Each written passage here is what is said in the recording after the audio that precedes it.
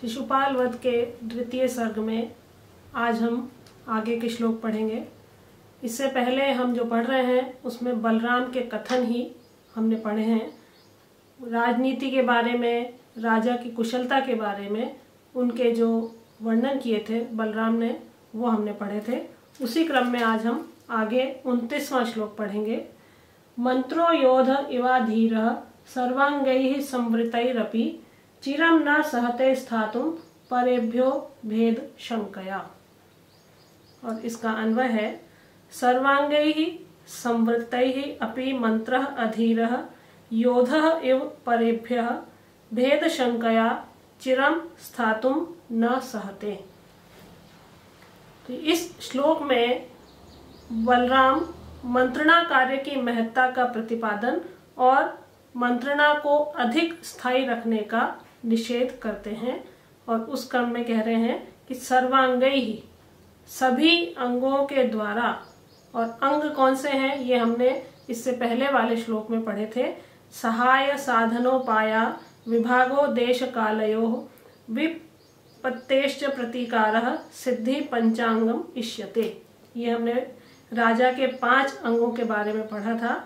तो यहाँ कहा गया है सर्वांगैः सभी अंगों के द्वारा, संवृत्त होने पर भी, भली भांति संवृत्त अर्थात गुप्त होने पर भी, छिपे हुए होने पर भी, मंत्रः अधीरः मंत्रः जो मंत्रणा कार्य है वो अधीरः अधीर अर्थात जिसमें धैर्य नहीं है, जो डरपोक है, योद्धा इव योद्धा के समान।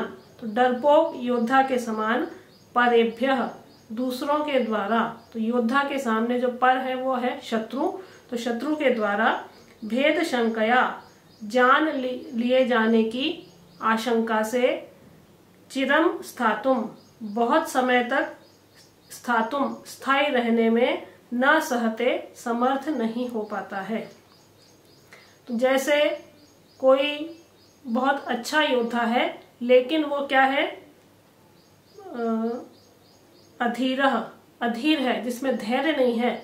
तो ऐसा योद्धा जो युद्ध में कवच आदि से समृद्ध है, ढका हुआ है, फिर भी वो जो भीरू योद्धा है वो शत्रुओं के गुप्तचर के द्वारा अपने आप को जान लिए जाने के कारण चिराय स्थातुम न सहते बहुत देर तक स्थायी नहीं रह पाता है। उसी तरह से जो राजा है वो 5 अंगों के द्वारा समृद्ध होने पर भी मंत्रणा कार्य के द्वारा समर्थ नहीं हो पाता है, या अपने ज्ञान को या अपने कार्यों को बहुत समय तक गोपनीय नहीं रख सकता है। तो मंत्रणा कार्य की महत्ता बताई गई है कि अंगों के द्वारा समृद्ध होने पर भी राजा को अपने कार्यों को गुप्त रखना चाहिए, अधीर नहीं होना चाहिए। यहाँ समास है अधीरः, न धीरः इति अधीरः। इसमें नए तत्पुरुष समास है। भेद शंकया, भेदस्य शंका तया भेद शंकया, और इसमें षष्ठी तत्पुरुष समास है। सर्वांगैः, सर्वाणि च तान्यांगानि तैः सर्वांगैः, और इसमें कर्मधारय समास है। संधि है इसमें इवाधीरः, यहाँ पर शब्द आया है इवाधीरः, और इसमें 2 पद हैं, इव और अधीर, और इससे इवाधीरः बना है और इसमें दीर्घ संधि का प्रयोग हुआ है।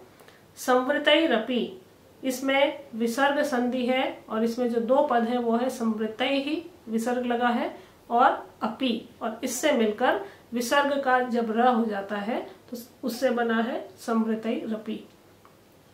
इसके बाद अगला श्लोक है आत्मोदयः परज्ञानी द्वयं नीति रीतीयति तदूरीकृत्य कृतिभिर्वाचस्पत्यं प्रतायते।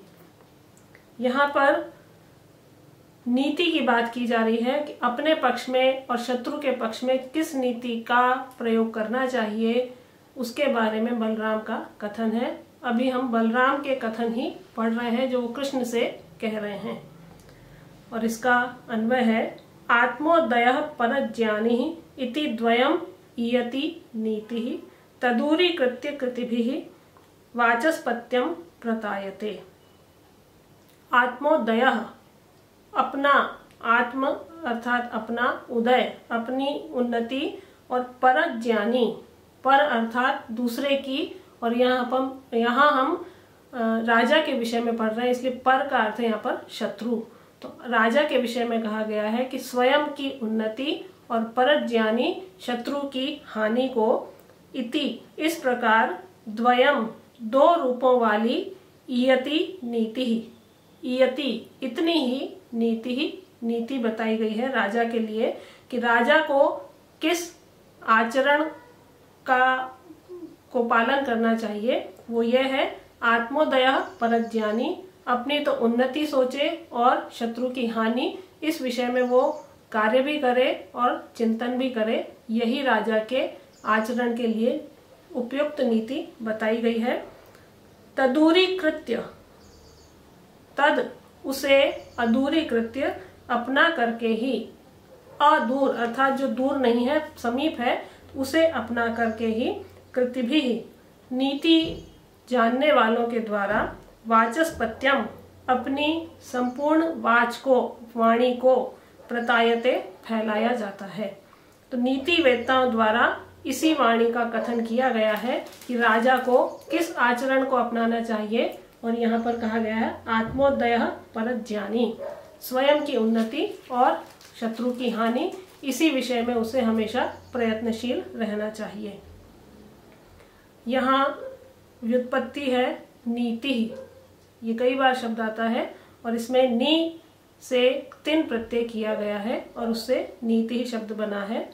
समास है यहाँ पर आत्मोदयः, आत्मनः उदयः इति आत्मोदयः, और इसमें षष्ठी तत्पुरुष समास है।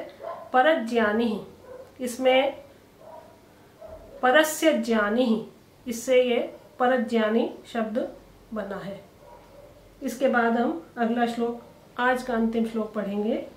तृप्ति योगाः परेणापि महिम्ना न महीयसाम्, पूर्णश्चंद्रोदयाकांक्षी दृष्टांतो अत्र महार्णवः।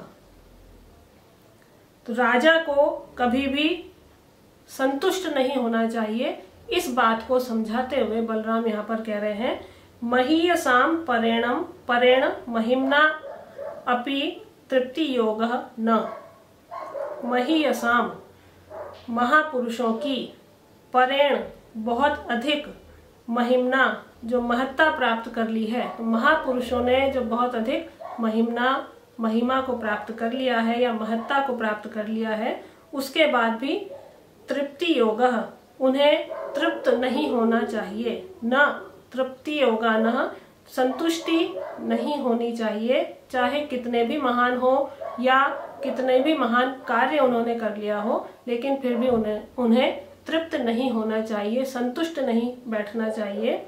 और उस विषय में यहाँ पर उदाहरण दिया गया है कि अत्र, यहाँ या इस संबंध में, पूर्ण चंद्रोदयाकांक्षी, पूर्ण चंद्रमा के उदय की आकांक्षा करने वाला, महार्णवः जो समुद्र है, दृष्टांतः उदाहरण कहा जा सकता है कि जो समुद्र है वो जल से पूरा भरा हुआ है, लेकिन फिर भी वो चंद्रोदय की आकांक्षा करता है। तो भरा पूरा होने वाला समुद्र चंद्रोदय की आकांक्षा करता है। इसे उदाहरण के रूप में बलराम ने यहाँ पर समझाया है कि जैसे समुद्र भी आकांक्षा करता है, तृप्त नहीं होता है, संतुष्ट नहीं होता है, उसी तरह से महान विजय प्राप्त करने वाले, महान कार्य करने वाले राजा को भी कभी संतुष्ट नहीं होना चाहिए। आगे से आगे उसे आकांक्षा भी करनी चाहिए और प्रयत्नरत भी रहना चाहिए अपने राज्य के विस्तार के लिए और अपने शत्रु की हानि के लिए।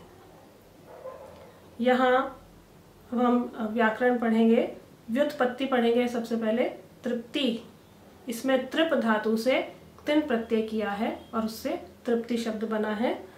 समास है इसमें तृप्ति योगः, तृप्तया योगः इति तृप्ति योगः, और इसमें तृतीया तत्पुरुष समास है। परेण अपि, इससे बना है परेणापि, यहाँ पर शब्द आया है और इसमें संधि है। परेण और अपि शब्द मिलकर, पद मिलकर यहाँ पर परेणापि बना है। महिमा, महतोः भावः महिमा, तो ये हमने यहाँ पर आज पढ़े हैं कि राजा को क्या क्या कौन सी नीति का पालन करना चाहिए और कैसा आचरण करना चाहिए, और किसके लिए आत्मोदय परज्ञानी स्वयं की उन्नति और शत्रु की अवनति के विषय में उसे सदैव प्रयत्नशील रहना चाहिए, ये बलराम ने कहा है।